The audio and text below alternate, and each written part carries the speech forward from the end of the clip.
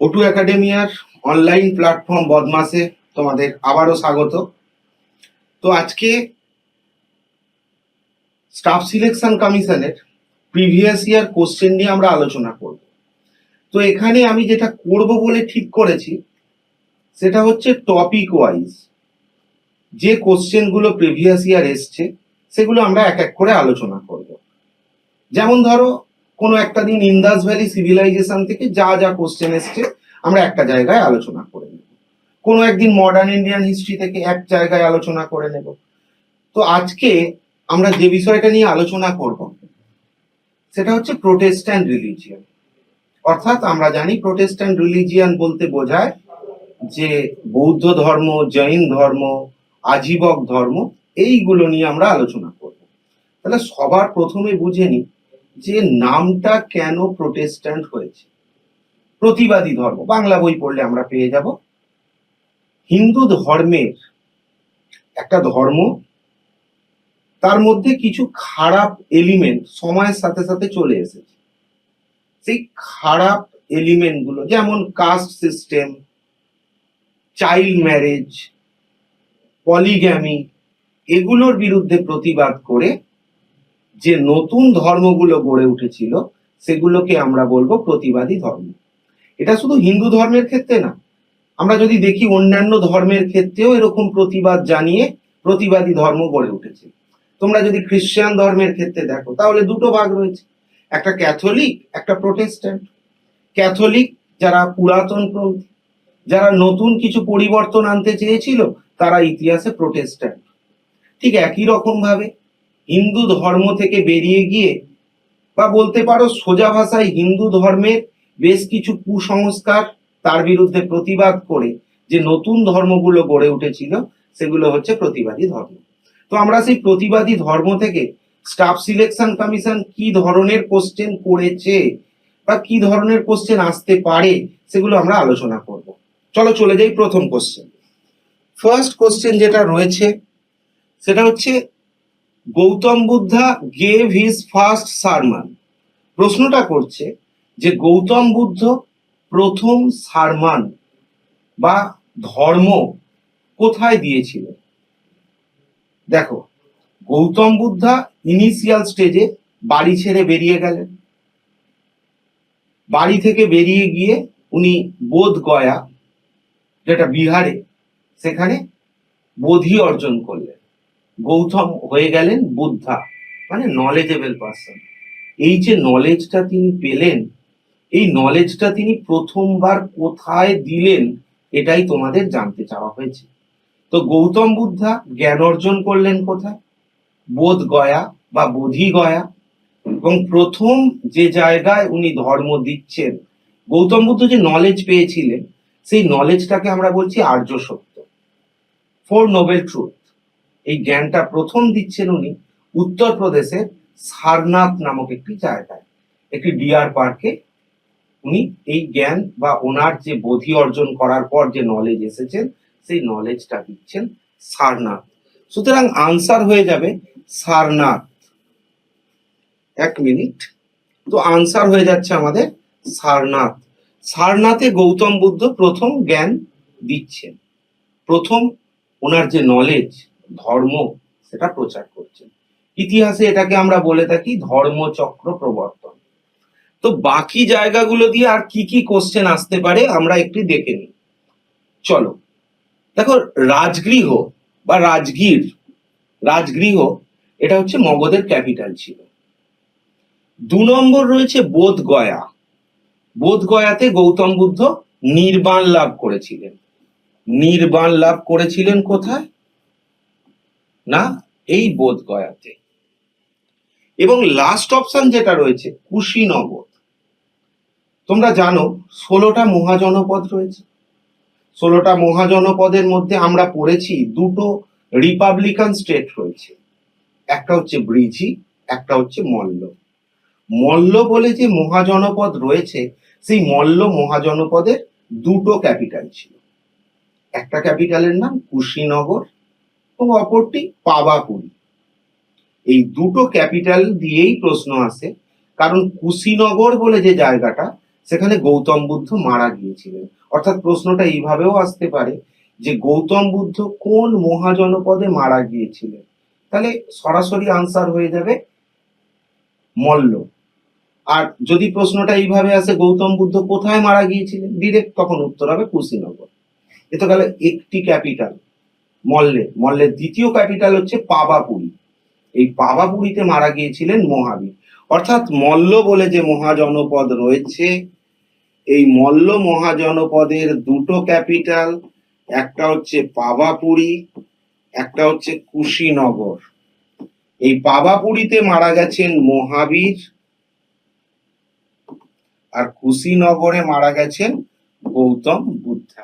এই দুটো জিনিস একটু মনে রাখবো। অর্থাৎ আমরা এখান থেকে কটা পয়েন্ট দেখলাম, যে উনি প্রথম কোথায় ধর্ম দিয়েছেন, সেটা হচ্ছে সারনাথ, যেটা উত্তরপ্রদেশে রয়েছে।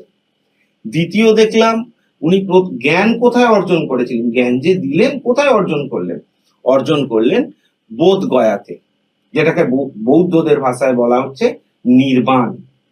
এবং লাস্ট উনি মারা গেলেন কোথায়, কুশীনগর। এই কুশীনগর কার ক্যাপিটাল, না কুশীনগর হচ্ছে মল্ল বলে যে মহাজনপদ রয়েছে, যেটা একটা রিপাবলিকান স্টেট, সেখানে উনি মারা গেলেন।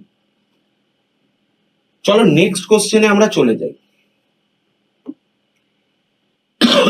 সরি, নেক্সট কোশ্চেন বলছে জৈন ডক্ট্রিন যেটা রয়েছে নন ভায়োলেন্স, এই নন ভায়োলেন্সটা কি বলে উল্লেখ করা রয়েছে।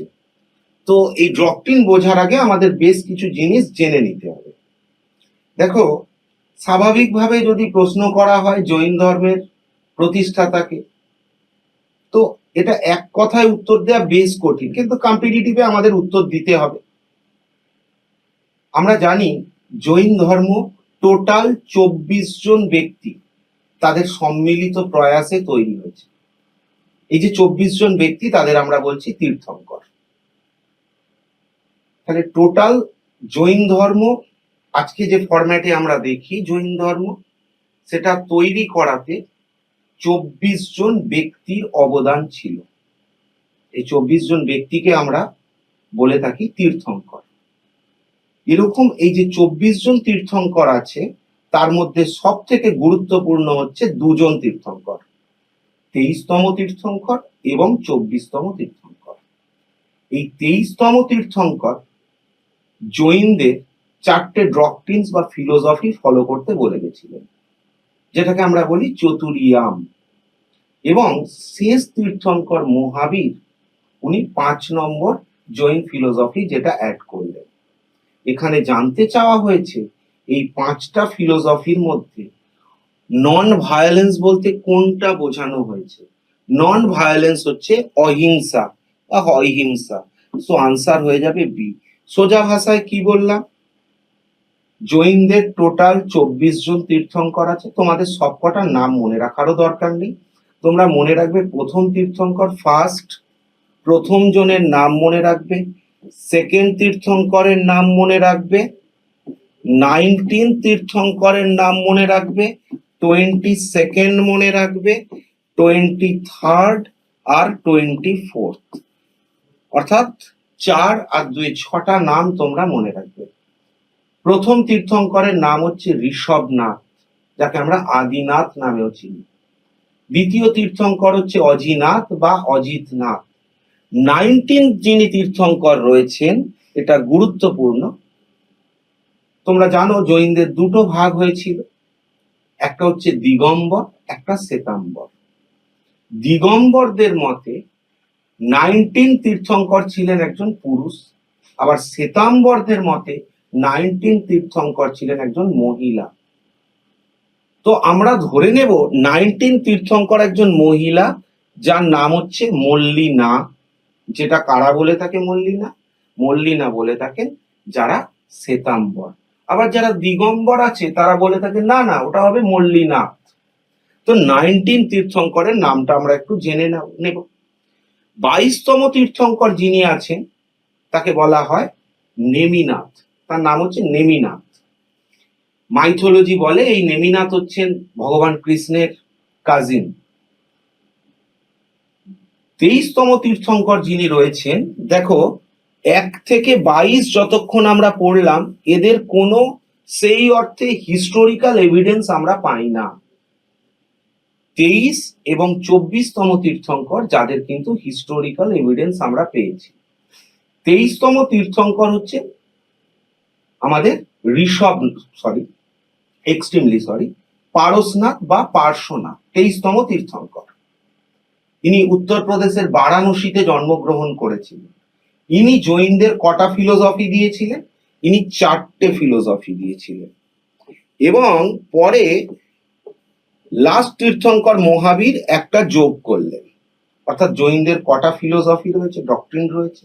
জৈনদের 5টা রয়েছে। এখানে প্রশ্নটা ছিল এই 5টা ফিলোসফির একটা হচ্ছে নন ভায়োলেন্স, মানে সোজা বাংলা ভাষায় অহিংসা। এই অহিংসা, এটাই বলতে চাওয়া হয়েছে কোনটা।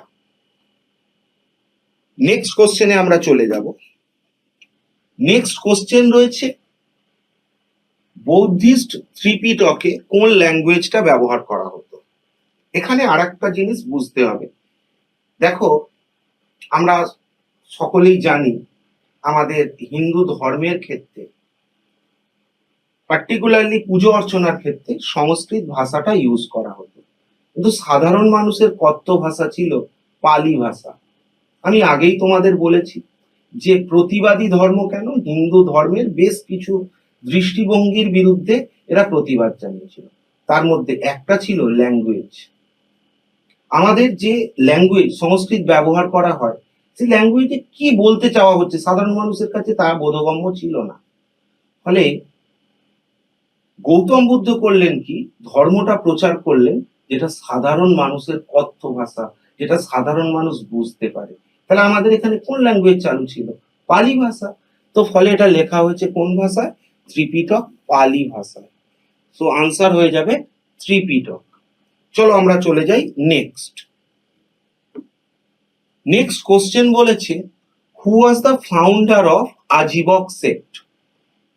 দেখো, তোমরা দেখতে পাচ্ছ অপশন রয়েছে মহাবীর, গৌতম বুদ্ধা, গোশালা এবং পারসনাথ, 4টে অপশন রয়েছে।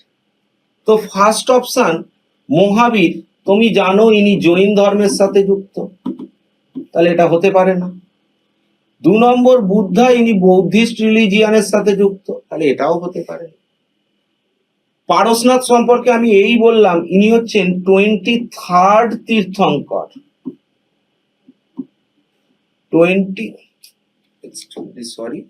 ইনি হচ্ছেন 23rd তীর্থঙ্কর, তাহলে এটাও হবে না। তাহলে আনসার কোনটা হবে? গোশালা রয়েছে, এটা হয়ে যাবে কারেক্ট আনসার। চলে যাই আমরা নেক্সট কোশ্চেন। নেক্সট কোশ্চেন রয়েছে মহাবীর কততম তীর্থঙ্কর ছিল? আমি জাস্ট একটু আগেই এটা আলোচনা করে দিলাম, মহাবীর কততম তীর্থঙ্কর। তোমরা 22, 23, 24 এই তীর্থঙ্কর গুলোর নাম মনে রাখবে। আমি একটু আগেই বলছিলাম তোমাদের মনে রাখতে হবে ফার্স্ট তীর্থঙ্করের নাম, সেকেন্ড তীর্থঙ্করের নাম 22, 19তম তীর্থঙ্কর, 22nd তীর্থঙ্কর, 23rd তীর্থঙ্কর এবং 24th তীর্থঙ্কর। এখানে তোমাকে জানতে চাওয়া হয়েছে মহাবীর কততম তীর্থঙ্কর। তোমরা জানো মহাবীর লাস্ট তীর্থঙ্কর, এবং জৈন ধর্মে টোটাল এখনো পর্যন্ত তীর্থঙ্কর রয়েছেন 24 জন। তাহলে আনসার হয়ে যাবে 24th তীর্থঙ্কর। আর 23rd তীর্থঙ্করের নাম আমি একটু আগেই বললাম, 23rd তীর্থঙ্করের নাম হবে পারসনাথ বা পার্শ্বনাথ, এবং 22nd তীর্থঙ্করের নাম হবে নেমিনাথ, যাকে মাইথোলজিতে বলা হচ্ছে লর্ড কৃষ্ণার কাজিন। চলো নেক্সট কোশ্চেনে চলে যাই। নেক্সট কোশ্চেন রয়েছে সিম্বল অফ বোধিজম। তো এখানে বেশ কিছু জিনিস তোমাদের জানতে হবে সিম্বলের ব্যাপারগুলো, তারপর আমরা সিম্বল নিয়ে আলোচনা করব। চলো আগে বুঝে নি সিম্বল দিয়ে আমরা গৌতম বুদ্ধ সম্পর্কে কি কি প্রশ্ন করতে পারি, এবং সিম্বলগুলো আমরা কি করে মনে রাখবো, বা কেন সিম্বলগুলো এটা হয়েছে, তার ব্যাকএন্ডে কি স্টোরি রয়েছে। দেখো, বলা হয় গৌতম বুদ্ধের মা, উনি যখন প্রেগনেন্ট ছিলেন তখন মাঝে মাঝে উনি স্বপ্ন দেখতেন যে একটা হাতি এসে একটা লোটাস, হোয়াইট লোটাস তার মাকে দিচ্ছে। ফলে গৌতম বুদ্ধের জন্মের সিম্বল করা হয়েছে লোটাস অ্যান্ড বুলকে। লোটাস অ্যান্ড বুল গৌতম বুদ্ধের জন্মের সিম্বল। তাহলে প্রশ্ন হবে, স্যার হাতি দিচ্ছিলেন, তাহলে এলিফ্যান্ট অ্যান্ড লোটাস হতে পারত, কেন দেওয়া হলো লোটাস অ্যান্ড বুল? এখানে একটা জিনিস তোমাদের মনে রাখতে হবে। দেখো, তোমরা জানো যে আরিয়ানরা যখন ভারতে প্রবেশ করে তখন তাদের ইকোনমি প্যাস্টোরাল বা পশুপালন। ধীরে ধীরে তাদের ইকোনমি চেঞ্জ হয়, ক্যাটেল ব্রিডিং ইকোনমি থেকে তারা আস্তে আস্তে শিফট করে যায় অ্যাগারিয়ান ইকোনমি বা এগ্রিকালচারাল বেসড ইকোনমিতে শিফট করে যায়। হিন্দু ধর্মে বা বৈদিক ধর্মে গরুকে আগে থেকেই ভীষণ গুরুত্ব দেওয়া হয়েছে। গরুকে বলা হয়েছে অঘ্না, যাকে হত্যা করা যায় না। কিন্তু এখন যখন ইকোনমি, কেন বলা হয়েছে? কারণ এই সময় আমাদের ইকোনমিটা কিসের উপর বেস করে আছে? ইকোনমিটা বেস করে আছে পশুপালনের উপর। তাহলে পশুর মধ্যে সব থেকে গুরুত্বপূর্ণ কি? গরু। তো গরুকে আমাদের প্রোটেক্ট করতে হবে, ফলে ধর্মের সাথে যোগ করে দাও। গরুকে কি বলা হয়েছে? অঘ্না, মানে যাকে হত্যা করা যায়। কিন্তু পরবর্তীকালে ইকোনমিটা চেঞ্জ হয়ে কিসে পরিণত হয়েছে? এগ্রিকালচারে। এখন গরুর পাশাপাশি ষাঁড়গুলো, বুলগুলোরও গুরুত্ব এসে উপস্থিত হয়েছে, কারণ লাঙল দিতে হবে জমি চাষ করতে গেলে, ফলে বুলকে প্রোটেক্ট করতে হবে। এই কারণে ধর্মের সাথে লোটাস আগে থেকেই রয়েছে এবং বুলটা অ্যাড করে দেওয়া হয়েছে, কারণ ইকোনমি এখন এগ্রিকালচারাল ইকোনমি হয়ে গেছে। ফলে গৌতম বুদ্ধের জন্মের সিম্বল আমরা কি বললাম? Lotus and bull. Next symbol দিয়ে যে প্রশ্নটা আসে, দেখো গৌতম বুদ্ধ তার 29 বছর বয়সে একটি সন্তান হচ্ছে গৌতম বুদ্ধের। সন্তানের নাম হচ্ছে রাহুল। তো যেদিন সন্তান হয়, গৌতম বুদ্ধ ভীষণ আনন্দিত হয়ে পড়ে, যা হয় আর কি, ছেলে হয়েছে, ভীষণ আনন্দ, বলে আমি রাজ্য ঘুরে দেখবো। তো তার রথ চালক, যার নাম হচ্ছে চান্না, এবং ঘোড়া কণ্ঠ বেরিয়ে পড়ে। এতদিন পর্যন্ত গৌতম বুদ্ধের কোনো ধারণা ছিল না, সংসারের দুঃখ কষ্ট এগুলো সম্পর্কে কোনো আইডিয়া ছিল না। এই প্রথমবার গৌতম বুদ্ধ বেরিয়ে সংসারের দুঃখ কষ্ট এটা ফিল করতেছে। উনি যখন বেরিয়েছেন 4টে জিনিস দেখেন। তো একটি মৃত মানুষকে দেখেন, একটি অসুস্থ মানুষকে দেখেন, একটি বয়স্ক মানুষকে দেখেন, এবং সবশেষে একটা মঙ্ক বা সাধককে দেখতে পান। তো প্রথম 3টে জিনিস, মৃত্যু, বার্ধক্য এবং অসুস্থতা, তার হৃদয়কে নাড়া দেয়। তো তিনি তখন সাধকের কাছে এসে উপস্থিত হন। সাধককে বলেন, আরে মশাই, গোটা পৃথিবীতে এত দুঃখ কষ্ট, আর আপনি এত মানে শান্তি ভাবে সুন্দর আনন্দ মুখে বসে আছেন, কি ব্যাপার? তখন সাধক বলে, বাবা সবই মোহমায়া, একদিন তুইও বুড়ো হবি, একদিন তুইও অসুস্থ হবি, তুইও মারা যাবি।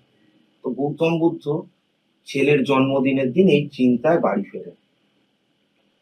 বাড়ি ফিরে উনি ভাবতে থাকেন, তাহলে আমিও মারা যাব, আমিও বয়স হবে, আমার অসুস্থ হব, তা আমি করছি কি? গৌতম বুদ্ধ ডিসাইড করেন আজকে আমার বাড়ি ছেড়ে বেরোতে হবে, কারণ আদারওয়াইজ একে তো সংসারের মায়া রয়েছে, তারপরে সন্তান স্নেহে আটকে গেলে আর বেরোতে পারবো না। তো গৌতম বুদ্ধ সেই রাতে সন্তানের জন্মদিনের দিন, রাহুলের জন্মদিনের দিন বাড়ি ছেড়ে বেরিয়ে যাচ্ছে। তো বাড়ি ছেড়ে যাচ্ছেন কিসে করে? ঘোড়ায় করে যাচ্ছে। ফলে এই যে বাড়ি ছেড়ে চলে যাওয়া, এটাকে আমরা বলি মহানিষ্ক্রমণ, মহাভি নিষ্ক্রমণ, এক্সট্রিমলি সরি, হবে মহাভি নিষ্ক্রমণ। আর সুভাষচন্দ্র যেদিন বাড়ি ছেড়ে গেছিলেন সেটাকে বলি আমরা মহানিষ্ক্রমণ। তো গৌতম বুদ্ধ উনি কি করছেন? বাড়ি ছেড়ে চলে যাচ্ছেন। যাচ্ছেন কিসে করে? ঘোড়ায় চড়ে। এই ঘটনাটা ইতিহাসে মহাভি নিষ্ক্রমণ নামে পরিচিত। এই মহাভি নিষ্ক্রমণের সিম্বল কি? মহাভি নিষ্ক্রমণের সিম্বল হচ্ছে, তাহলে গেছেন কিসে করে? ঘোড়ায় করে, তাহলে সিম্বল হচ্ছে হর্স। এরপর গৌতম বুদ্ধের সাথে দেখা হয় মগধের রাজা বিম্বিসারের সাথে। উনি বিম্বিসারকে প্রমিস করেন যে আমি যা খুঁজছি সেটা যদি খুঁজে পাই আমি নিশ্চিত আপনার কাছে ফিরে আসবো। তো রাজগৃহ থেকে উনি চলে আসেন বৈশালীতে। বৈশালীতে এসে ওনার দুজন গুরুর সাথে যোগাযোগ হয়। দুজন গুরু, একজনের নাম হচ্ছে আলারা কামা এবং অপরজনের নাম হচ্ছে রুদ্রক বা উদ্রক রামপুত্র। এখানে উনি মেডিটেশন কি করে করতে হয় এই সমস্ত শিক্ষা লাভ করেন। কিন্তু উনি বুঝতে পারেন এইভাবে আমি যে জ্ঞান, আমি যে মুক্তির পথ খুঁজছি, এভাবে পাওয়া সম্ভব না। ফলে আবার উনি এই বৈশালী ছেড়ে বেরিয়ে পড়েন, এসে উপস্থিত হন বৈশালী থেকে ছেড়ে গয়া। গয়ায় নৈরঞ্জনা নদীর তীরে উনি ধ্যানে বসেন এবং এই নৈরঞ্জনা নদীর তীরে একটি অশ্বত্থ গাছের গোড়ায় গৌতম বুদ্ধ মানে গৌতম বোধি লাভ করে, গৌতম হয়ে যায় বুদ্ধ, নলেজেবল পার্সন। তাহলে যে নির্বাণ লাভ করেন কোথায়? সরি, নৈরঞ্জনা নদীর তীরে একটি অশ্বত্থ গাছের গোড়া। তাহলে নির্বাণ লাভের সিম্বল কি হবে? বোধিটি বা পিপিলটি। একটুখানি রিমাইন্ড করো, দেখো আমি একটু আগেই তোমাদের বললাম গৌতম বুদ্ধ বৈশালীতে এসে দুজন গুরুর থেকে শিক্ষা লাভ করেছিলেন মেডিটেশনে। একজনের নাম আলারা কামা এবং আরেকজনের নাম রুদ্রক রামপুত্র বা উদ্রক রামপুত্র। এখানে গৌতম বুদ্ধ একা শিখতেন না, এখানে গৌতম বুদ্ধের পাশাপাশি আরো 5 জন শিষ্য শিখতেন, অর্থাৎ গৌতম বুদ্ধ প্লাস আরো 5 জন শিষ্য ছিলেন। এবার আমরা চলে আসি, উনি জ্ঞান লাভ করেছেন কোথায়? বোধগয়ায়। বোধগয়াতে জ্ঞান লাভ করে উনি আস্তে আস্তে এসে উপস্থিত হয়েছেন সারনাথ, উত্তরপ্রদেশে।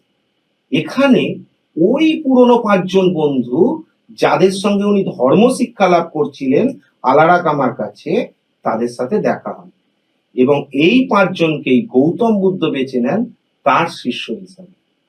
এই 5 জনকে বেছে নেয় গৌতম বুদ্ধ তার শিষ্য হিসাবে। এই যে ঘটনাটা, এটা ইতিহাসে পরিচিত ধর্মচক্র প্রবর্তন নামে বা ফার্স্ট সারমন নামে। তাহলে ফার্স্ট সারমনের সিম্বল কি হবে? ধর্মচক্র। এবং গৌতম বুদ্ধ যখন মারা যান, তোমরা সবাই দেখেছো স্তূপা, এরকম হয় স্তূপা নর্মাল। বলা হয় যে স্তূপার এই যে অংশটা, এই অংশে কি হয়েছিল না, বলা হয় গৌতম বুদ্ধের মৃত্যুর পর তার বডি পার্টস এর কিছু অংশ, সেগুলো রাজ পরিবার কালেক্ট করেছিল, কিছু কিছু রাজ পরিবার, এবং সেই বডি পার্টস এর উপরে তারা কি বানিয়েছিলেন না, বডি পার্টস এর উপরে স্তূপা বানিয়েছিলেন। এই জায়গাটায় থাকে গৌতম বুদ্ধের বডি পার্টস। পরবর্তীকালে বডি পার্টস আর কোথায় পাওয়া যাবে? তার ব্যবহার্য জিনিসগুলোর উপরও এরকম স্তূপা বানানো হয়েছে। তাহলে গৌতম বুদ্ধের মৃত্যুর সিম্বল কি হবে না, স্তূপা। এখানে অ্যাকর্ডিং টু অপশন আমরা অপশন করতে পারি ধর্মচক্র, কারণ বাকি কোনো অপশনটাই আমরা এখানে নিতে পারবো না। তো আমি তোমাদের বলে দিয়েছি সিম্বলগুলো কি কিভাবে মনে রাখবে। ফার্স্ট বলেছি কি না, ফার্স্ট বলেছি যেটা জন্মের সিম্বল লোটাস অ্যাঙ্গুল, বাড়ি ছেড়ে চলে যাওয়া যেটাকে আমরা বলছি গৃহত্যাগ করা, গ্রেট রিনাউন্সিয়েশন, সেটা সিম্বল আমি কি বললাম, সেটা সিম্বল তোমাদের বলেছি হর্স। থার্ড বলেছি নির্বাণ লাভ করছেন, তার সিম্বল বোধিচি। এবং লাস্ট বললাম, তার আগে বললাম ধর্ম দেওয়া বা ধর্মচক্র প্রবর্তক, তার সিম্বল সারমনের ধর্মচক্র। এবং লাস্ট ডেথ, মৃত্যু, যার সিম্বল হচ্ছে স্তূপা। চলো চলে যাই আমরা নেক্সট কোশ্চেন। নেক্সট কোশ্চেন বলছে সেকেন্ড বৌদ্ধিস্ট কাউন্সিল কোথায় হয়েছিল? এই প্রশ্নটা আমি আগের দিন আলোচনা করেছি। 4টে বৌদ্ধিস্ট কাউন্সিল হয়েছিল। প্রথম বৌদ্ধিস্ট কাউন্সিল হয়েছিল কোথায় না, আমাদের রাজগৃহ বা গিরিব্রজ। দ্বিতীয় বৌদ্ধিস্ট কাউন্সিল কোথায় হয়েছিল? বৈশালী। থার্ড পাটলিপুত্র এবং ফোর্থ হচ্ছে, এটা নিয়ে বিতর্ক আছে, কেউ বলে থাকেন জলন্ধর অর্থাৎ কাশ্মীর, আর কেউ বলে থাকেন জলন্ধর যেটা পাঞ্জাব, এবং কাশ্মীর, এ নিয়ে বিতর্ক আছে। তো আমরা দেখছি সেকেন্ড বৌদ্ধিস্ট কাউন্সিল। তো সেকেন্ড বৌদ্ধিস্ট কাউন্সিল কোথায় হয়েছে? বৈশালী। এটা নিয়ে আমি আগের দিনও আলোচনা করেছি, আরো একবার বলে দিচ্ছি। তাহলে ফার্স্ট বৌদ্ধিস্ট কাউন্সিল হচ্ছে কোথায়? রাজগৃহ। সেকেন্ড বৌদ্ধিস্ট কাউন্সিল হচ্ছে কোথায়? না বৈশালী। থার্ড হচ্ছে পাটলিপুত্র, এবং ফোর্থ নিয়ে ডিবেট আছে, কেউ বলে কাশ্মীর, কেউ বলে পাঞ্জাব। এগুলো কোন কোন রাজার সময় হয়েছিল সেগুলো একটু মনে রাখতে হবে। ফার্স্ট বৌদ্ধিস্ট কাউন্সিল হচ্ছে যখন রাজা হচ্ছেন অজাতশত্রু। সেকেন্ড বৌদ্ধিস্ট কাউন্সিল হচ্ছে কালাশোক। থার্ড বৌদ্ধিস্ট কাউন্সিল হচ্ছে অশোক। ফোর্থ বৌদ্ধিস্ট কাউন্সিল হচ্ছে কনিষ্ক। চলো আমরা চলে যাই 8 নম্বর কোশ্চেন। নেক্সট কোশ্চেন, আজীবক তারা কোনটাতে বিশ্বাস করে? দেখো, আমরা একটু আগেই কি বললাম, যে প্রোটেস্ট্যান্ট রিলিজিয়ান বা প্রতিবাদী ধর্ম, সেগুলো বেশ কিছু কারণে জন্ম নিয়েছিল, হিন্দু ধর্মের বিরুদ্ধে প্রতিবাদ বা বৈদিক ধর্মের বিরুদ্ধে প্রতিবাদ জানিয়ে। তো তার মধ্যে একটা রয়েছে কি আজীবক ধর্ম। এই আজীবক ধর্মের কিসের উপর বেস করে দাঁড়িয়েছিল? এরা মনে করতেন পৃথিবীতে যা কিছু হয় সব কিছুই আগে থেকে নির্ধারণ করা রয়েছে, যেটাকে আমরা বলি নিয়তিবাদ, ডেস্টিনেশন। এই যে তোমরা দেখেছো না ফাইনাল ডেস্টিনেশন মুভি দেখেছো, তো আগে থেকে সব কিছু ঠিক করা আছে, আমরা হচ্ছি শুধুমাত্র কাঠপুতুল, যা করে দেওয়া আছে সেটাই আমরা করব। তো ফলে আনসার হয়ে যাবে কোনটা? নিয়তি। এই কর্ম এবং ভক্তি এই দুটো হচ্ছে বেদিক রিলিজিয়ানের কনসেপ্ট, কর্ম এবং ভক্তি। মক্স মানে হচ্ছে মুক্তি, এই মক্স এটা হচ্ছে বৌদ্ধ এবং জৈনদের কনসেপ্ট। তো চলো আমরা পরের কোশ্চেনটায় চলে যাই। পরের কোশ্চেনটা বলছে জৈনদের কোন অংশটা নিউডিটিতে বিশ্বাস করত? চলো এখানটা একটু বুঝতে হবে। দেখো, জৈন মাইথোলজিতে একটা কথা বলা আছে, আস্তে আস্তে আমরা ব্যাপারটা বুঝি। জৈন মাইথোলজিতে বলা আছে চন্দ্রগুপ্ত মৌর্য, বলা হয়েছে মগধে একটা ভয়ঙ্কর ধরনের দুর্ভিক্ষ হয়েছিল মগধে। তো যখন এই ভয়ঙ্কর ধরনের দুর্ভিক্ষ হয়, পার্টিকুলারলি আমি যদি নর্থ ইন্ডিয়া বলি, তাহলে সেই দুর্ভিক্ষের সময় খাদ্যের অভাব দেখা দেয়। একদল জৈন যারা চলে আসে দক্ষিণ ভারতে, একদল জৈন সাধক দক্ষিণ ভারতে চলে আসে, একদল উত্তর ভারতে থেকে যায়। উত্তর ভারতে যারা থেকে যায় তাদের লিড করছিলেন যে ভদ্রলোক, তার নাম ছিল স্থূলভদ্র। আর দক্ষিণ ভারতে যে ভদ্রলোক লিড করছিলেন তার নাম ছিল ভদ্রবাহু। এই দুর্ভিক্ষের 12 বছর পর চন্দ্রগুপ্ত মৌর্য যখন রাজা হচ্ছেন, তার রাজত্বের একদম শেষ দিকে চন্দ্রগুপ্ত মৌর্য, মানে শেষ সময় বলতে পারো, চন্দ্রগুপ্ত মৌর্য এই দক্ষিণ ভারত এবং উত্তর ভারতের সাধকদের এক জায়গায় ডেকে আনেন, বসে ফার্স্ট জৈন কাউন্সিল পাটলিপুত্রে। তো এক জায়গায় ডেকে আনেন। এখন একদল সাধক দীর্ঘদিন ছিলেন দক্ষিণ ভারতে, একদল ছিলেন উত্তর ভারতে। তাদের মধ্যে আইডিওলজির অনেক ডিফারেন্স এসে যায়।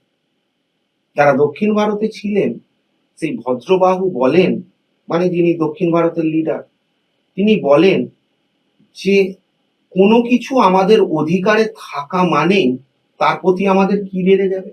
মায়া বাড়বে। সাপোজ মনে করো যে আমি একটা, বা আমাদের যে কেউ একটা ভালো দামি ফোন কিনেছি, তো ফোন কিনে বাসে বা ট্রেনে ট্রাভেল করছি, রাত্রে কি যত ঠিকঠাক ভাবে ঘুম হবে? হবে না, কারণ মনে হবে এই বুঝি চুরি হয়ে গেল। তাহলে ঠিক পোশাক, এটাও তো এর উপর আমাদের মোহ মায়া বাড়বে। ফলে উনি বললেন যে চলো আমরা একটা কাজ করি, সব কিছু ত্যাগ করি, ইভেন পোশাক না পরে ধর্ম পালন করি। এটা কে বললেন? সাউথ ইন্ডিয়ার যিনি লিডার, যার নাম ভদ্রবাহু। ফলে ইনি যেহেতু কোন রকম পোশাক পরার সমর্থন নিয়ে ছিলেন না, এনাকে আমরা বলছি দিগম্বর হিসেবে, মানে ইনি দিগম্বরদের প্রতিষ্ঠাতা। আর উত্তর ভারতের যিনি ছিলেন ভদ্রবাহু, উনি বললেন আমাদের তো থাকতে হবে সমাজে, তো সমাজে নগ্নতা কিভাবে প্রকাশ করা যাবে, ফলে আমরা সাদা পোশাক পরে ধর্ম প্রচার করব। ফলে এরা হয়ে গেলেন শ্বেতাম্বর, আর দক্ষিণ ভারতে যারা ছিলেন দিগম্বর। এটাই তো জানতে চেয়েছে, নিউডিটি বা দিগম্বরের ব্যাপারটা জানতে চেয়েছে। তাহলে আনসার হয়ে যাবে কি দিগম্বর। শুধু একটু জিনিস মনে রাখবে, এদের লিডার গুলো কে কে ছিলেন, কোন কাউন্সিলে ভাগ হয়েছে। আমি ব্যাকগ্রাউন্ড বললাম, Chandragupta Maurya first joint council বসালেন 300 বিসিতে। তখনই দুটো ভাগে ভাগ হয়ে গেলেন জৈনরা, একটা দিগম্বর একটা শ্বেতাম্বর। দিগম্বরদের লিডার হচ্ছেন ভদ্রবাহু, আর শ্বেতাম্বরদের লিডার হচ্ছেন স্থূলভদ্র। তাহলে জৈনরা দুটো ভাগ হলো। চলো চলে যাই নেক্সট কোশ্চেনে। নেক্সট কোশ্চেন, নির্বাণ মিন্স। এই কোশ্চেনটা আমরা এখানে নির্বাণ মানে আমরা মুক্তি ধরবো, যে এই কোশ্চেনটার আনসার দুভাবে করা যেতে পারে। কেন দুভাবে করা যেতে পারে চলো আমরা একটু বুঝে নিই। দেখো, দুটো গুরুত্বপূর্ণ ধর্ম রয়েছে, একটা রয়েছে জৈন, একটা রয়েছে বৌদ্ধ। এবারে এই জৈন ধর্মের টার্মিনোলজির সাথে বৌদ্ধ ধর্মের টার্মিনোলজির বেশ কিছু তফাৎ আছে।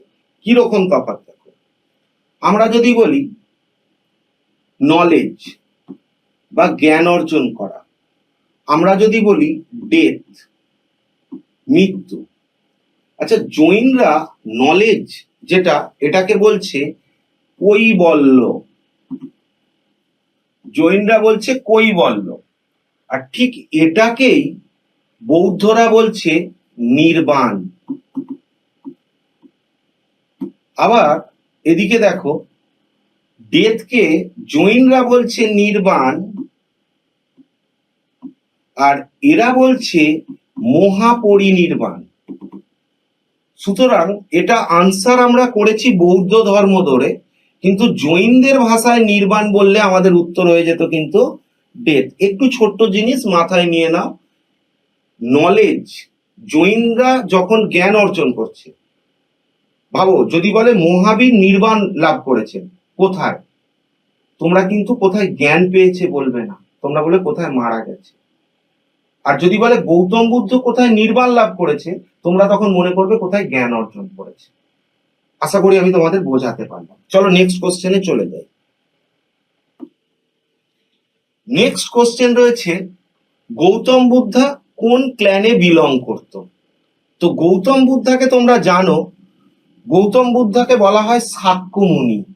কারণ গৌতম বুদ্ধ জন্মেছিলেন কোন বংশে? শাক্য বংশে। গৌতম বুদ্ধ শাক্য বংশে জন্মেছিলেন, এবং মনে রাখবে গৌতম বুদ্ধের মা উনি কৌলিয়া ক্ল্যানের মেয়ে, জিনিসটা মাথায় রাখবে। আর মহাবীরের মা ছিলেন লিচ্ছবি ক্ল্যানের মেয়ে। এই ছোট ছোট জিনিসগুলো একটু মাথায় রাখতে হবে। তাহলে গৌতম বুদ্ধকে শাক্য মুনি বলা হয়। কেন বলা হয়? না, উনি শাক্য বংশে জন্মগ্রহণ করেছিলেন বলে। চলো নেক্সট কোশ্চেনে আমরা চলে যাই। নেক্সট কোশ্চেন, জৈন টেক্সটকে আমরা কি বলি? আচ্ছা, সাপোজ এই কোশ্চেনটা আমাদের জানা নেই, খুব সোজা কোশ্চেন। আচ্ছা, তোমরা জানো বেদ, বেদ নিশ্চয়ই বেদের বিরুদ্ধে প্রতিবাদ করেই না ওরা বেরিয়ে গেছিল। তাহলে বেদ কোনোভাবেই হতে পারবে না। এটা হচ্ছে আমাদের ভেদিক লিটারেচার বা হিন্দুদের ধর্মগ্রন্থ বেদ। ত্রিপিটক, ত্রিপিটক হচ্ছে কাদের? না, ত্রিপিটক হচ্ছে বৌদ্ধদের। আচ্ছা, এখানে একটা জিনিস মনে করো, দেখো এখানে লেখা আছে পিটক, এখানে ত্রিপিটক। তাহলে কি ডিফারেন্স আছে? আসলে ত্রি মানে তিন, পিটক মানে বাস্কেট। তিনটে জ্ঞানের বাস্কেট নিয়ে হচ্ছে ত্রিপিটক। বিনয় পিটক, সূত্র পিটক এবং অভিধম্ম পিটক। তিনটে জ্ঞানের ঝুড়ি, এই তিনটে জ্ঞানের ঝুড়ি নিয়ে হচ্ছে ত্রিপিটক। এটা কাদের ধর্মগ্রন্থ? বৌদ্ধদের। তাহলে পড়ে আছে কোন অপশনটা? আগাম। এছাড়া আরো অন্য অপশন দিতে পারে, অঙ্গ দিতে পারে, দ্বাদশ অঙ্গ, উপাঙ্গ দিতে পারে। তো আমরা অড ওয়ান আউট করে এটা করতে পারি বা জেনে নিতে পারি। তো এখানে আনসার কি হচ্ছে? আগাম। নেক্সট কোশ্চেন, নেক্সট কোশ্চেন হচ্ছে, কোন মৌর্য রুলার আজীবক ধর্মের মানে প্যাট্রন করেছিলেন বা পৃষ্ঠপোষকতা করেছিলেন? কোশ্চেনটা দিয়ে দেখো, আমরা সবাই জানি মৌর্যদের রাজা অনেক তোমরা পাবে। অশোকের পরে তোমরা দশরথকে পাবে, বৃহদ্রথকে পাবে। তো আমরা এখানে যে মেন তিনজন রাজা রয়েছে মৌর্যদের, প্রতিষ্ঠাতা, গ্রেটেস্ট রুলার, এই যে রাজাগুলো রয়েছে তাদের কথা একটু জেনে নিই। দেখো, সবার প্রথমে যিনি আছেন আমরা দেখছি অশোক। আমরা সবাই জানি অশোক কোন ধর্মের। অশোক হচ্ছেন বৌদ্ধ ধর্মকে সাপোর্ট করেছিলেন। তো তোমরা জানো অশোক কলিঙ্গ যুদ্ধের পর, যেটা 261 খ্রিস্টপূর্বাব্দে মানে বিসিতে হয়েছিল, অশোক এই যুদ্ধের পর, এই যুদ্ধের বিভৎসতা ভয়াবহতা দেখে অশোক ডিসাইড করেছিলেন আমি রাজ্য বিজয় ত্যাগ করে ধর্ম বিজয় শুরু করব। এবং বলা হয় 260 খ্রিস্টপূর্বাব্দে তিনি শৈব ধর্ম ত্যাগ করে অহিংস বৌদ্ধ ধর্ম গ্রহণ করেন। অতঃপর তিনি বিদেশের বিভিন্ন প্রান্তে বা দেশের বাইরে বৌদ্ধ ধর্ম ছড়িয়ে দেন। তার ছেলে মহেন্দ্র এবং মেয়ে সংঘমিত্রা তাদেরকে সিংহল, এখন যেটাকে শ্রীলঙ্কা বলি, সেখানে বৌদ্ধ ধর্ম প্রচারে পাঠিয়েছিলেন। তাহলে অশোক বৌদ্ধ ধর্মে পৃষ্ঠপোষকতা করেছিলেন। চন্দ্রগুপ্ত মৌর্য, মানে চন্দ্রগুপ্ত যিনি রয়েছেন, এই চন্দ্রগুপ্ত ইনি জৈন ধর্ম গ্রহণ করেছিলেন। চন্দ্রগুপ্ত জৈন ধর্ম গ্রহণ করেছিলেন। এখান থেকে আরো কতগুলো কোশ্চেন আছে। চন্দ্রগুপ্ত জৈন ধর্ম গ্রহণ করেছিলেন। এনার গুরুর নাম ছিল, তোমাদের আমি একটু আগেই পড়ালাম, উত্তর ভারতের লিডার কে ছিলেন? স্থূলভদ্র। দক্ষিণ ভারতের লিডার ছিলেন ভদ্রবাহু। চন্দ্রগুপ্ত মৌর্যের রিলিজিয়াস টিচার ছিলেন ভদ্রবাহু, অর্থাৎ যিনি সাউথ ইন্ডিয়ান লিডার ছিলেন। 300 খ্রিস্টপূর্বাব্দে 300 বিসিতে চন্দ্রগুপ্ত মৌর্য ডিসাইড করেন যে এবার আমাকে সংসার রাজকার্য ত্যাগ করে চলে যেতে হবে। দেখো, পৃথিবীতে এরকম ধর্ম খুব কমই আছে যারা মনে করে যখন তোমার আর বাঁচার ইচ্ছে নেই তুমি মরতেই পারো, দরকার নেই বেঁচে থেকে। হ্যাঁ, ধরো আমাদের হিন্দু ধর্মের যারা লোক আছে, ধরো আমরা সুইসাইড করতে গেছি তো বেঁচে গেছি কোনো রকম, তো কেস হয়ে যাবে আমাদের। কিন্তু জৈন ধর্ম মনে করে যদি তোমার বেঁচে থাকতে ইচ্ছে না হয় তুমি নিশ্চিতভাবে মরতে পারো। তার মানে এই না যে ট্রেন আসছে মাথা দিয়ে দিলে, ছাদ থেকে ঝাঁপিয়ে পড়লে, গলায় দড়ি দিয়ে দিলে হবে না। বলা হচ্ছে অনশন করে দেহত্যাগ করতে হবে। এটাকে জৈনরা বলে সল্লেখানা। জৈনরা বলে সল্লেখানা, ডায়েট বাই ফাস্টিং। তো চন্দ্রগুপ্ত মৌর্য ইনি কি করেছিলেন? সল্লেখানা প্র্যাকটিস করেছিলেন। শ্রবণ বেলগোলা কর্ণাটকের একটা জায়গা, সেখানে উনি অনশনে দেহত্যাগ করলেন। তাহলে বুঝতেই পারছো উনি কট্টর জৈন ধর্মের ফলোয়ার ছিলেন। নেক্সট যিনি রয়েছে দশরথ। এই দশরথ হচ্ছেন বৌদ্ধ ধর্মের সাপোর্টার। এবং বলা হয় অশোক যেমন নিজেকে দেবানম প্রিয় বলেছিলেন, ইনিও নিজেকে দেবানম প্রিয় বলেছিলেন। তাহলে পড়ে আছে কে? বিন্দুসার। এই বিন্দুসার ফলোয়ার ছিলেন আজীবক ধর্মের। তাহলে আনসার হয়ে যাবে কে? বিন্দুসার। চলো চলে যাই নেক্সট কোশ্চেন। নেক্সট কোশ্চেন বলছে কোন সেক্টটা বৌদ্ধ ধর্মের গৌতম বুদ্ধকে ভগবান বলে বিশ্বাস করে? এখানে তোমাদের একটা জিনিস বুঝতে হবে, জৈন ধর্ম যেরকম দুটো ভাগে ভাগ হয়েছিল, দিগম্বর এবং শ্বেতাম্বর। কিসের উপর বেস করে হয়েছিল? একদল বললো আমরা সাদা পোশাক পরে করব, একদল বললো আমরা নিউড হয়ে ধর্ম প্রচার করব। যারা সাদা পোশাক পরবো বললো শ্বেতাম্বর, যারা নিউডিটিকে ফলো করলো তারা হয়ে গেল দিগম্বর। ঠিক একই রকম ভাগ বৌদ্ধ ধর্মের ক্ষেত্রে হয়েছিল। ফোর্থ বৌদ্ধিস্ট কাউন্সিল, যখন কুষাণদের শ্রেষ্ঠ রাজা কনিষ্ক আছেন তার সময় ফোর্থ বৌদ্ধিস্ট কাউন্সিল বসলো। এই ফোর্থ বৌদ্ধিস্ট কাউন্সিলে বৌদ্ধরা দুটো ভাগে ভাগ হয়ে গেছিল। একটা ভাগকে বলা হচ্ছে হিনয়ান, একটা ভাগকে বলা হচ্ছে মহায়ান। তাহলে হিনয়ান আর মহায়ান, এদের দুজনের বেসিক ডিফারেন্স কি রয়েছে? হিনয়ানীরা কি মনে করছে দেখি আমরা, মহায়ানীরা কি মনে করছে দেখি, তাহলে পুরো জিনিসটা আমাদের ক্লিয়ার হয়ে যাবে। হিনয়ান যারা রয়েছে তারা কি বলছে? বলছে গৌতম বুদ্ধা উনি একদম কমন মানুষ, খুব সাধারণ মানুষ।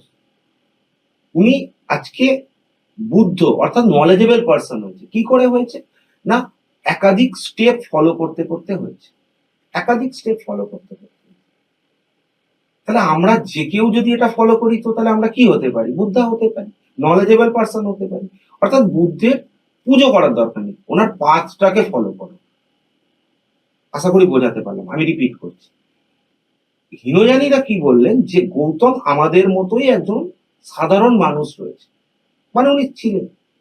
উনি আজকে বিভিন্ন পদ্ধতির মধ্য দিয়ে, পদ্ধতি বা তোমরা বলতে পারো জীবনযাপনের মধ্য দিয়ে উনি আজকে কি হয়েছেন? বুদ্ধ বা নলেজেবল পার্সন হয়েছে। অত উনি ভগবান তো না। ওনাকে আমরা পুজো করে লাভ নেই, ওনার পথটাকে আমরা রেসপেক্ট করব, ফলো করার চেষ্টা করবো। আমরা যে কেউ যদি একই পথ ফলো করি আমরাও বুদ্ধ হয়ে যাব। তাহলে বুদ্ধের মূর্তি মূর্তি পূজার দরকার নেই, আইডল ওয়ার্শিপের দরকার নেই। কিন্তু মহায়ানীরা গৌতম বুদ্ধকে কি বললেন? না, উনি একজন ভগবান। ফলে কারা পুজো করছেন গৌতম বুদ্ধকে? মহায়ানীরা। তাহলে আনসার হবে মহায়ান বৌদ্ধিজম। তাহলে হীনয়ান মহায়ান ভাগ হলো কবে? ফোর্থ বৌদ্ধিস্ট কাউন্সিলে, কনিষ্কের সময়। মহায়ানীরা গৌতম বুদ্ধকে ভগবান বলে মানছেন, কিন্তু হীনয়ানীরা মনে করছেন উনি একজন সাধারণ মানুষ। চলো নেক্সট কোশ্চেনে আমরা চলে যাই। নেক্সট কোশ্চেন হচ্ছে মিডিল পাথ, যেটাকে এই মিডিল পাথটা কার সাথে যুক্ত প্রশ্নটা জানতে চেয়েছে। দেখো, সরি, জৈনরা কি বিশ্বাস করতেন? জৈনরা কঠোরভাবে অহিংসাকে ফলো করতেন। ফলে দেখতে পাবে না কোনো জৈন মানে দেখার সম্ভাবনা নেই জৈনরা এগ্রিকালচার ইত্যাদির সাথে যুক্ত আছে। কারণ এগ্রিকালচার করতে গেলে কি হবে? পোকামাকড়, বীজ দিতে হবে না জমিতে। কিন্তু গৌতম বুদ্ধ বলেছেন তোমাকে ব্যালেন্স করে চলতে হবে। অর্থাৎ তুমি যেমন এই উচ্ছৃঙ্খল হবে না, আবার একদম কঠোর নিয়ম পালনও করতে হবে না। অর্থাৎ একটা মাঝামাঝি পথ ফলো করতে হবে, যেটাকে মিডিল পাথ বা মধ্যম পন্থা বলা হচ্ছে। তো এই মিডিল পাথ বা মধ্যম পন্থা এটা কে বলছে? না, মিডিল পাথ বা মধ্যম পন্থা এটা হচ্ছে বৌদ্ধিজমের গুরুত্বপূর্ণ পথ। তো আমাদের জীবনে ওই ব্যালেন্সটা খুব গুরুত্বপূর্ণ। চলো আমরা চলে যাই নেক্সট কোশ্চেন। এই নেক্সট কোশ্চেনটা একটু জটিল কোশ্চেন। কোশ্চেনটা পুরোপুরি ফিলোসফির উপর কোশ্চেন। কোশ্চেনটা দিয়েছে সায়েদবাদ। এটা কি জিনিস? চলো এটা একটু বুঝি। এই সায়েদবাদ ব্যাপারটা আর কিছুই না। মনে করো, মানে কি হয় আমাদের আজকের দিনে আমরা যেটা জানি সেটাই ঠিক, অন্যজন যেটা জানে ঠিক না, এটা আমরা বলি। ভেবে দেখো, আজকের দিনে আমরা যে কেউ, যে আমি যেটা জানি সেটাই ঠিক, পৃথিবীর আর কোনো ঠিক নয়। হ্যাঁ, হয়তো একটা দিক থেকে তুমি যেটা জানো ঠিক, উনি যেটা যে দিক থেকে জানেন উনিও ঠিক। চলো আমরা একটা এক্সাম্পল দিয়ে বুঝি, তাহলে আরো ব্যাপারটা ক্লিয়ার হবে। তার মানে সোজা ব্যাপার কি বললাম? সায়েদবাদ মানে তুমি একটা দিক থেকে জিনিসটা ঠিক জানো, হতে পারে উনি আর একটা দিক থেকে এটা ঠিক জানেন। আমরা একটু বোঝার চেষ্টা করি এক্সাম্পল দিয়ে। দেখো, ছোট থেকে আমাদের যারা গ্রামাঞ্চলে মানুষ হয়েছি বা বিভিন্ন জায়গায় আমাদের কি বোঝানো হয়েছে? যে যে সাপগুলোর মাথাটা চওড়া সেই সাপগুলো বিষধর, আর যে সাপগুলোর মাথাগুলো পাতলা সেগুলোর অতটা বিষ নেই। এটা একটা অ্যাঙ্গেল থেকে ঠিক, কিন্তু তোমার এই দৃষ্টিভঙ্গিটা সব জায়গায় খাটবে না। সরু মাথার বেশ কিছু সাপ আছে যারা বিষাক্ত। তাহলে তুমি যেটা জানো সেটাও ভুল না, আবার ওরা যেটা বলছে সেটাও ভুল না। এটাকে বলছে সায়েদবাদ, মানে একটা আঙ্গিক থেকে ঠিক। এখানে আরো একটা কোশ্চেন আছে, অনেকাবাদ। অনেকাবাদ মানে কি? যেটা অনেক দিক থেকে প্রমাণিত, হ্যাঁ ঠিক। সায়েদবাদ মানে কি বললাম? কোনো একটা দিক থেকে প্রমাণিত। এই যে বোঝালাম সাপের উদাহরণ। অনেকাবাদ বলেও একটা ফিলোসফি রয়েছে, এটা কি অনেকাবাদ? যেটা অনেক দিক থেকে প্রমাণিত সত্য বলে। যেমন ধরো মনে করো যে তুমি একটা পাহাড়ের সামনে এসে উপস্থিত হয়েছো, পাহাড়ের উল্টো দিকে কি আছে দেখতেই পাচ্ছ না, দেখছো ওখান থেকে ধোঁয়া উঠছে, তাহলে সাথে সাথে তোমার মনে কি হবে, যে উল্টো দিকে আগুন লেগেছে। কারণ এটা প্রমাণিত বহু দিক থেকে, আগুন লাগলে ধোঁয়া বেরোয়। তো এটা হচ্ছে অনেকাবাদ, সায়েদবাদ এবং অনেকাবাদ, এই দুটো ফিলোসফি কাদের সাথে যুক্ত, না জৈনদের সাথে যুক্ত। তার মানে এখানে অপশনটা কি হবে, রিলেটিভিটি অফ ট্রুথ, মানে কোনো একটা দিক থেকে এটা ঠিক, আবার এটা অন্য দিক থেকে নাও হতে পারে। সোজা ভাষায় জৈনরা যে ধর্ম সহিষ্ণুতার কথা বলে, এটা তার একটা বড় উদাহরণ। You have to respect other, relatively truth. এটা কার সাথে যুক্ত, জৈনদের সাথে, সায়েদবাদ অ্যান্ড অনেকাবাদ। চলো নেক্সট কোশ্চেনে চলে যাই। নেক্সট কোশ্চেন হচ্ছে বলছে Milind, who was the Buddhist mention in Milind Panha. আচ্ছা, মিলিন্দ পণ্য এই ব্যাপারটা কি আমরা একটু আগে বুঝিনি, তারপর আমরা এটা নিয়ে আলোচনা করব কোশ্চেনের আনসার। একজন বিখ্যাত ইন্দ্রগ্রীক রুলার ছিলেন, যার নাম ছিল মিনান্দার। তো মিনান্দার বিরাট সাম্রাজ্যের অধিপতি, তার কোনো কিছুর অভাব নেই, কিন্তু মানসিক শান্তি নেই। আজকে যেটা আমাদের মধ্যে হয়, সবকিছু আছে বাট মানসিক শান্তি নেই। তো মিনান্দারেরও একই অবস্থা, সব রয়েছে, মানসিক শান্তি নেই। ফলে উনি মানসিক শান্তির খোঁজ করতে শুরু করলেন। তো মানসিক শান্তির জন্য ধর্মগুরুদের কাছে যেতে হবে। তো উনি মানসিক শান্তির খোঁজ করছেন, বিভিন্ন গুরুর কাছে যান। তো উনি কারোর আনসারে সন্তুষ্ট হতে পারেন না। ফাইনালি এই মিনান্দার গিয়ে পৌঁছান একজন বৌদ্ধিস্ট ধর্মগুরুর কাছে, যার নাম নাগসেন। তো নাগসেনের সাথে মিনান্দারের দীর্ঘ কথোপকথন হয়। মানে মিনান্দার প্রশ্ন করছে, নাগসেন তার উত্তর দিচ্ছে, কনভিন্স করার চেষ্টা করছে যে কেন বৌদ্ধ ধর্ম, কিভাবে মানসিক শান্তি পায়, যেভাবে আমাদের কথাবার্তা হয়। এই পুরো কথাবার্তাটা নিয়ে একটা বই হয়, যে বইটার নাম হচ্ছে মিলিন্দ পণ্য, যে বইটা লিখেছেন নাগসেন। অর্থাৎ এখানে আনসারটা কি হচ্ছে, নাগসেন। কোশ্চেনটা অন্যভাবেও দিতে পারে, এই মিলিন্দ পণ্য বইটাতে কার কার কথোপকথন রয়েছে। তাহলে একজনের নাম হচ্ছে মিনান্দার, আর মিনান্দারকে না ইন্দো গ্রিক রুলার, আর নাগসেনকে একজন বুদ্ধিস্ট মঙ্ক, সাধক। চলো চলে যাই নেক্সট কোশ্চেনে, কোশ্চেন নাম্বার 18। দেখো কোশ্চেন নাম্বার 18 বলছে সেকেন্ড জয়েন্ট কাউন্সিল কোথায় হয়েছিল। তো তোমাদের আমি একটু আগেই বোঝালাম যে কাউন্সিল গুলো কেন হতো, সেটা যেমন বৌদ্ধ ধর্মের ক্ষেত্রে সত্য, ঠিক একই রকম ভাবে জৈন ধর্মের ক্ষেত্রেও একই ব্যাপার। বৌদ্ধদের ক্ষেত্রে আমরা দেখেছি 4টে কাউন্সিল হয়েছিল, কোথায় হয়েছিল, কোন রাজার সময়, আমরা আলোচনা করেছি। তো জৈনদের ক্ষেত্রে 2টো কাউন্সিল হয়েছিল। প্রথম কাউন্সিলটা ছিল পাটলিপুত্র, এবং দ্বিতীয় যে জৈন কাউন্সিল হয় সেটা হচ্ছে আমাদের বল্লভী। এই বল্লভী হচ্ছে গুজরাটে অবস্থিত। তো এখানে আমাদের সেকেন্ড জৈন কাউন্সিল হয়। চলো আমরা চলে যাই নেক্সট কোশ্চেনে। নেক্সট কোশ্চেন বলছে আজীবকা রিজেক্টেড দ্য কনসেপ্ট অফ। খুব ভালো কোশ্চেন। কোশ্চেনটা বলছে আজীবকরা কোনটা রিজেক্ট করেছে। একটু আগেই তোমাদের আমি বোঝালাম যে আজীবকদের, যে আজীবক রিলিজিয়ন একটা বেসিক প্রিন্সিপালের উপর দাঁড়িয়ে রয়েছে, সেটাকে আমরা কি বলেছি, নিয়তিবাদ। অর্থাৎ তুমি যা ইচ্ছে করে নিতে পারো, কিন্তু সবকিছুই আগে থেকে ডিসাইড করা আছে, তোমার ইচ্ছে বা চেষ্টায় কোনো কিছু হবে না। ইভেন আমি এই যে আজকে তোমাদের ক্লাস নিচ্ছি, এটাও আমার ইচ্ছে না, এটাও আগে থেকে নির্ধারিত রয়েছে। অর্থাৎ এখানে কোনটা রিজেক্ট হচ্ছে, রিজেক্ট হচ্ছে ফ্রি উইল।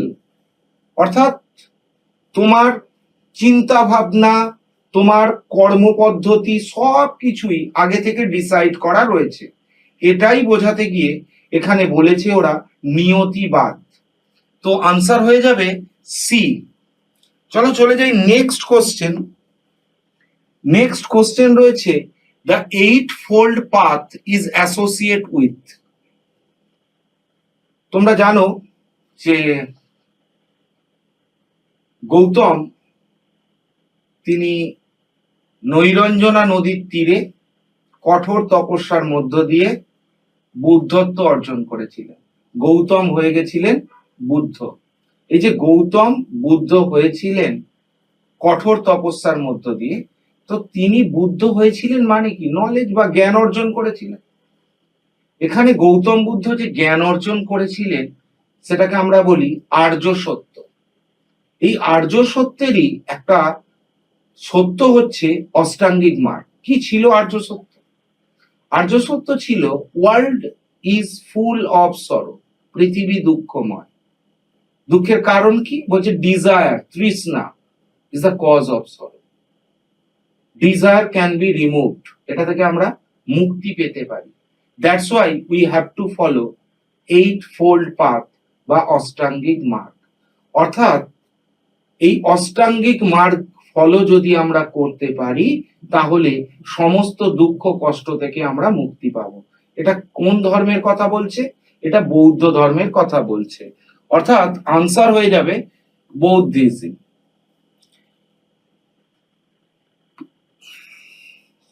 তো আমরা 20টা কোশ্চেন নিয়ে এখানে আলোচনা করলাম। থ্যাংক ইউ, সকলকে ধন্যবাদ। নেক্সট ক্লাসে আবার কোনো অন্য একটা টপিক নিয়ে আমরা আলোচনা করব।